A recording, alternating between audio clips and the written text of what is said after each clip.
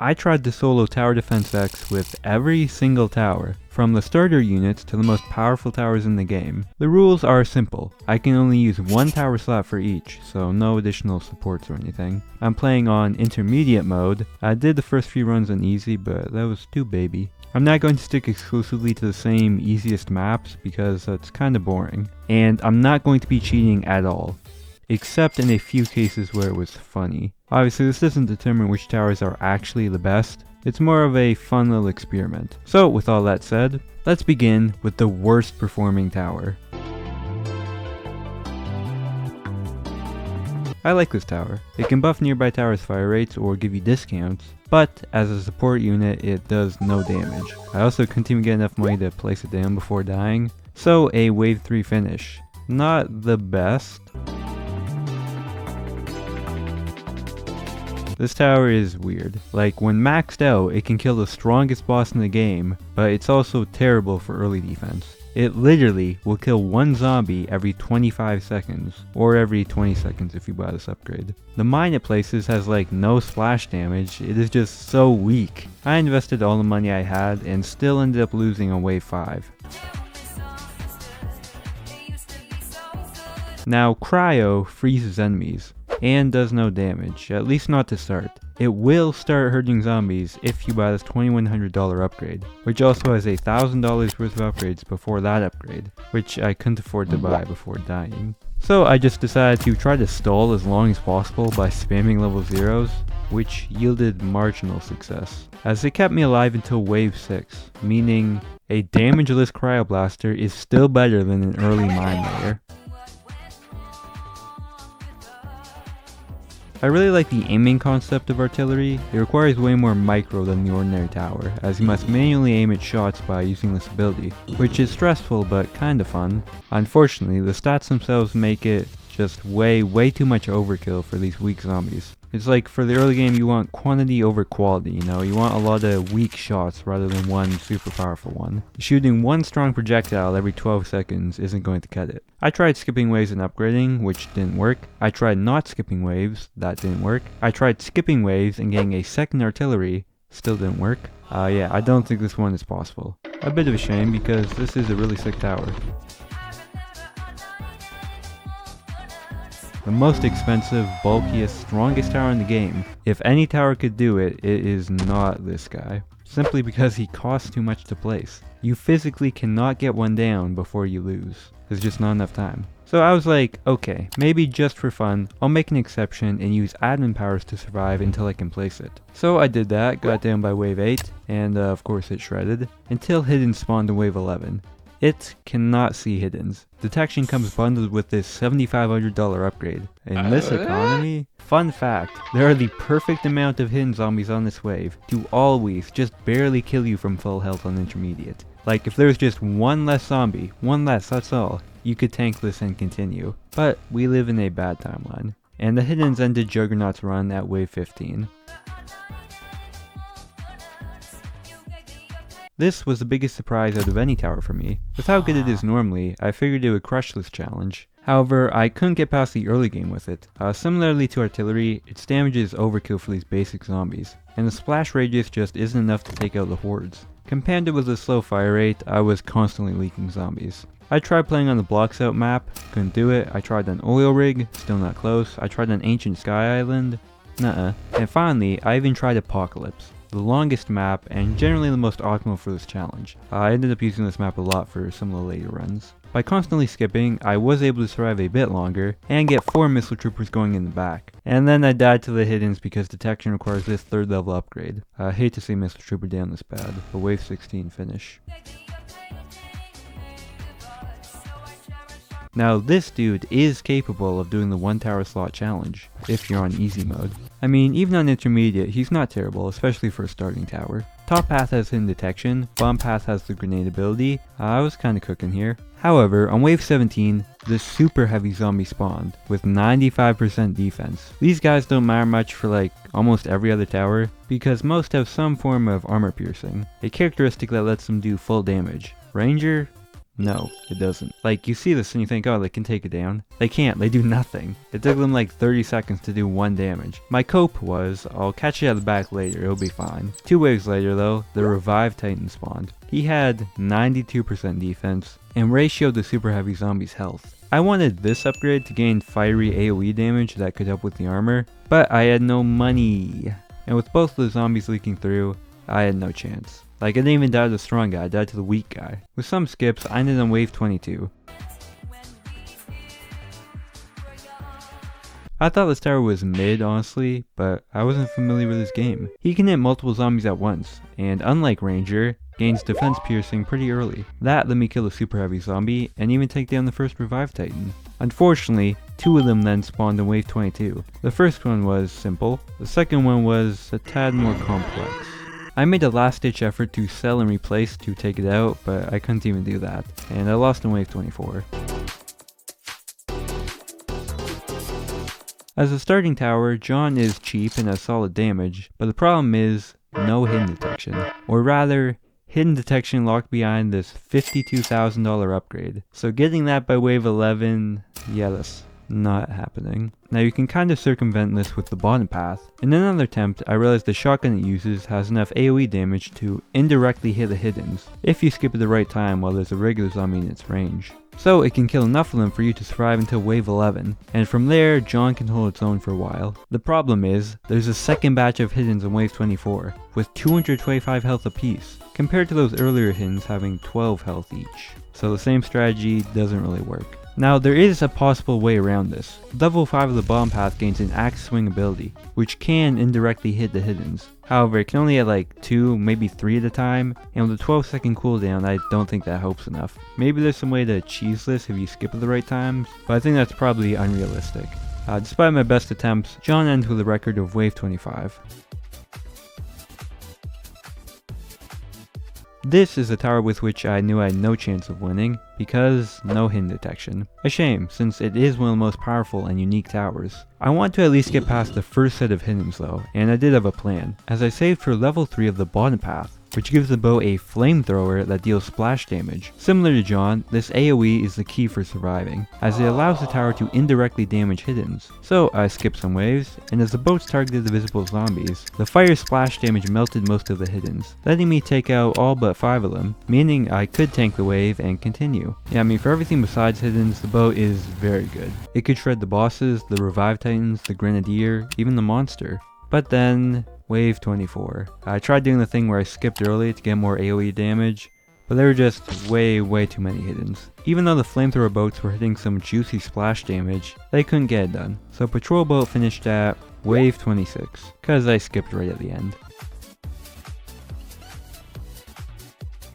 You might wonder why this is so deep in the video, cause obviously farm can't attack, it can't do anything except make money. If you try this, you're going to lose on like wave 5. But to make this a bit more interesting, I had an idea, as top path farm drops crates that boost the HP of your base. So I used this sneaky little admin button to give myself infinite cash, and then wave 0 I placed down the maximum amount of upgraded farms, to see just how many waves they could tank.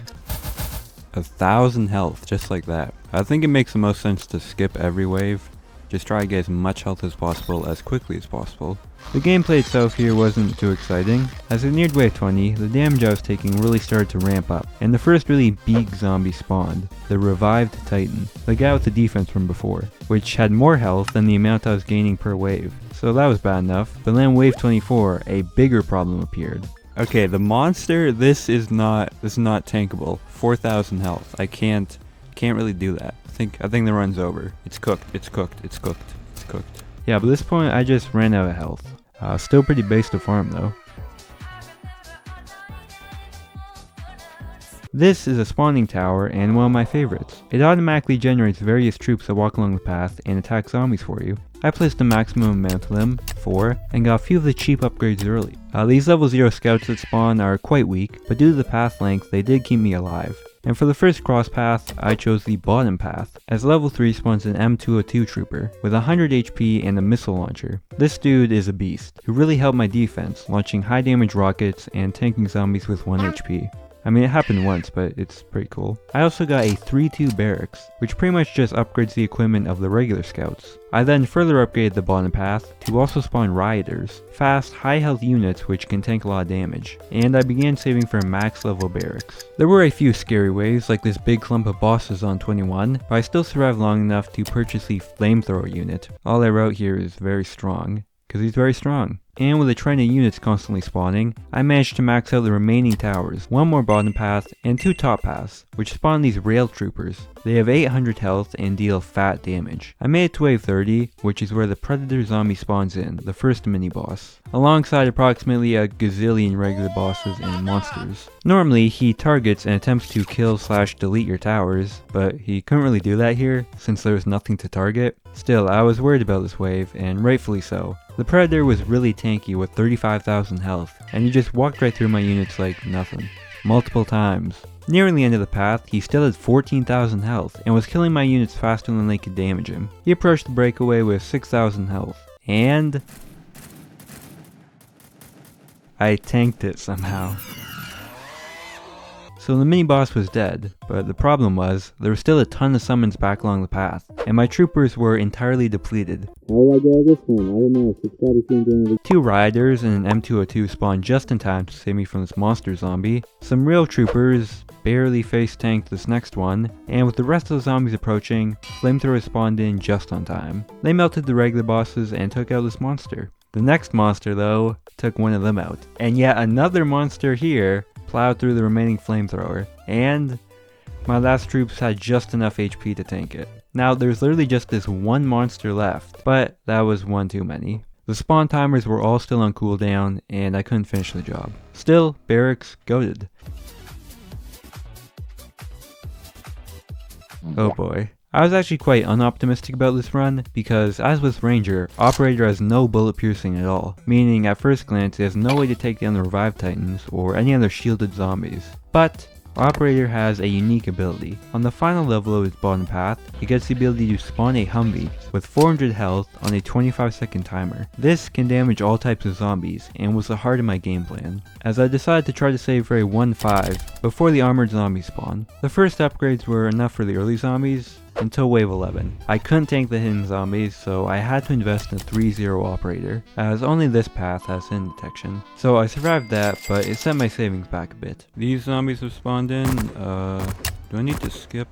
I mean, even these zombies with the armor, you can see just how ineffective it is. And then wave 16, a grenadier plus these bosses really started to overwhelm me. But I finally had enough to max out my tower, and spawned in my first Humvee. Now I had leaked a lot of stuff by this point, like a lot, but I just played it slow, didn't skip any waves, and called the Humvee whenever I could. By wave 20, I'd gotten back on track.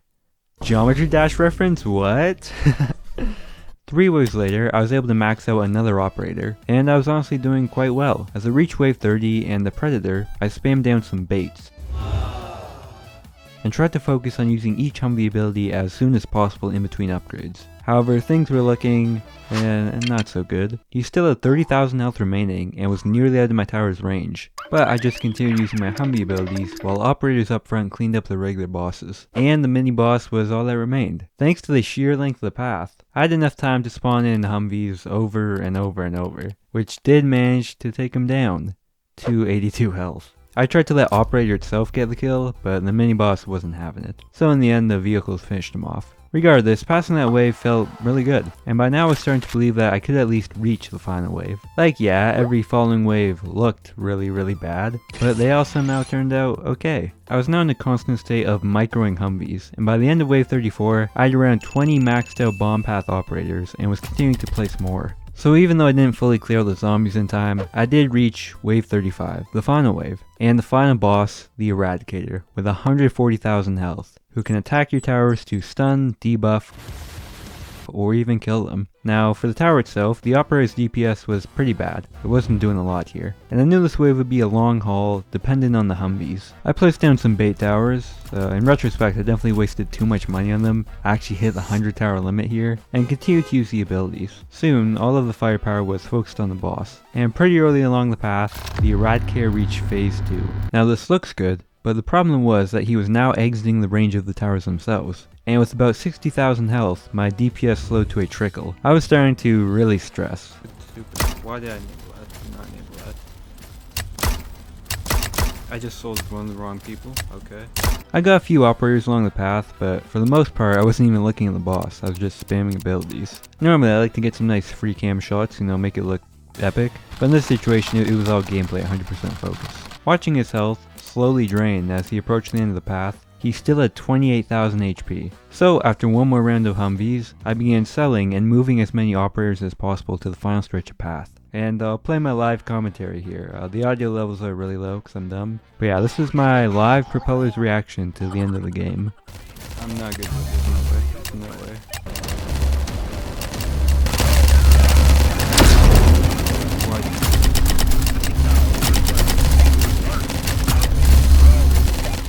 Oh my god. Oh, operator is so goddamn good. Oh my god. I cannot believe that.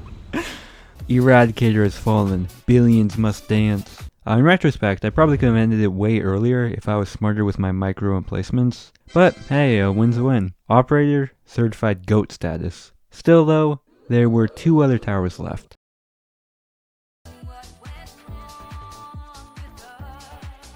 Sniper is a lot better than TDS's Sniper. It's got a slow fire rate, but high damage and a ton of range. In this Secret Forest run, I placed one in alignment with the path to try get multiple hits. And I got a maxed out bottom path, which has a flare gun ability to reveal hiddens. That didn't matter at all here because they always have in detection, but the DPS in range was nice. The problem was the Predator, and the Horde too, that was also rough. The piercing alone wasn't enough to carry, and I was kinda just spamming towers recklessly. Still, it was looking like I might just barely squeak it out.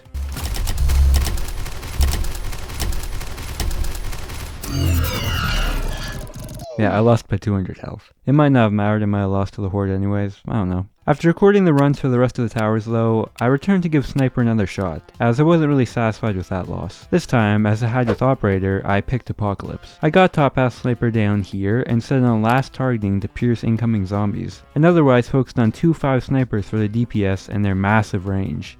Like you think, okay, this guy has a lot of range, right? But then you realize he really has a lot of range. The Predator here was not much of a threat. He only ended up killing like one actually upgraded sniper, and from there until the end of the game, I just continued placing. The Eradicator actually started off by taking a ton of damage. None of his abilities really did much of anything to the good towers. As always, comment RIP for the bait towers. And honestly, this was nowhere near as dramatic as my Operator run. I got into his second phase very early. Oh, this is gonna be easy. Sniper's the actual best tower in the game. And even when he started sprinting, he couldn't outrun Sniper's range. Alright dude, easy. This was so not stressful at all. Sniper's the GOAT. I can't believe I lost with it. Easy. Get out of here. Yay, I did it. So yeah, a actually comfortable dub. I didn't even have to move towers or anything. So, after all these runs, there's just one tower left. And this one was a doozy.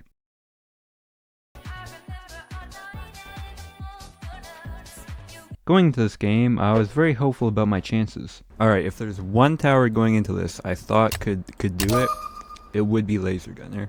Even just a few Laser Gunners could easily handle the early game, so I focused on upgrading them one by one, mostly going with bottom path for the higher DPS, but getting this one top path here for its piercing shots. And this was pretty much a cakewalk. I continued placing and upgrading until wave 28, where some monsters started leaking through, and I had to get a few lasers down the back to catch them. This was foreshadowing of a bigger problem with the Predator. Wave 30 arrived, and he was just kinda walking along, unbothered. Laser makes for a pretty poor bait tower, and although later I realized the strat was to just place them one by one as the Predators killed them, in this run I wasted a lot of money by just aimlessly spamming them. They finished off the outside horde, but the Predator itself still had 12,000 health remaining, and I was running out of track. I placed more bomb paths, he killed some baits, and the lasers finished him off. The following waves were comparatively easier, and I reached the Eradicator. I was still making some bad plays though, like again, I should not have spammed this many baits. With him continuously stunning and attacking my towers, even as I moved everything, he ended the run with 60,000 health remaining. Die, this guy. But I wasn't content with that ending, so I decided to really sweat this one out, and I switched to the Apocalypse map. I also changed my game plan a bit here, going for top paths over bottom paths. They have less and cost more, but have more, meaning I wouldn't need to place as many bait towers, and had a lot more range. On this map specifically, if placed here, a top half laser gunner can hit this entire section, while the bottom path just can't. After losing a couple runs around the 20s and 30s, I developed a loose game plan. It worked like, sometimes for me. The Predator was a problem in all these runs, as he always ended up leaking through with a couple thousand health, forcing me to place backups to take him out. Despite that, I could still reach the final wave. In this first attempt, I was still making a lot of mistakes. The boss easily passed my frontal defense, forcing me to move towers. I got some bomb paths by this bend in the track, but with about 60,000 health by this point, and my money rapidly running out, I lost by a pretty wide margin. He even flexed on me and used an ability right at the exit. On my second boss attempt though, I got him down to 60,000 health much earlier, but it was still looking a bit precarious. I placed my first backup laser in a bad spot, and my second one in a pretty good spot. Ugh, I'm so close, dude. Upgrade this. And as I spent the last of my money, his health bar was still too high. Alright, this run is lost, yeah. I think if I get better placements and run it back, I can do it. With only 16,000 health remaining, I knew it was doable, and a short time later, I again reached the final wave. I played much better here, wasting less money on baits, selling everything as soon as possible, and placing towers in generally better spots. I got the boss to 44,000 health at almost the exact same spot of the prior attempt, but this time placed my lasers in a position to better take advantage of the map's curve. And as the Eradicator approached the end with very low health, I got a 5-2, spammed the upgrade button for another 5-2, got one more laser gunner down with the last of my money, and I'm so close. I don't think I can do it. Wait, maybe. Please. I'm gonna have to instantly sell. Wait. Oh, wait, I did it. Damn. That only took like 7 attempts. I'm sorry, laser gunner is not goated. That took way too long. Sniper and operator did it better. This is the only two left and they're still hitting the gritty. That ended the challenge, as laser was the third and final tower to successfully triumph. I was gonna talk a bit more for an outro here, but anyways, thank you for watching.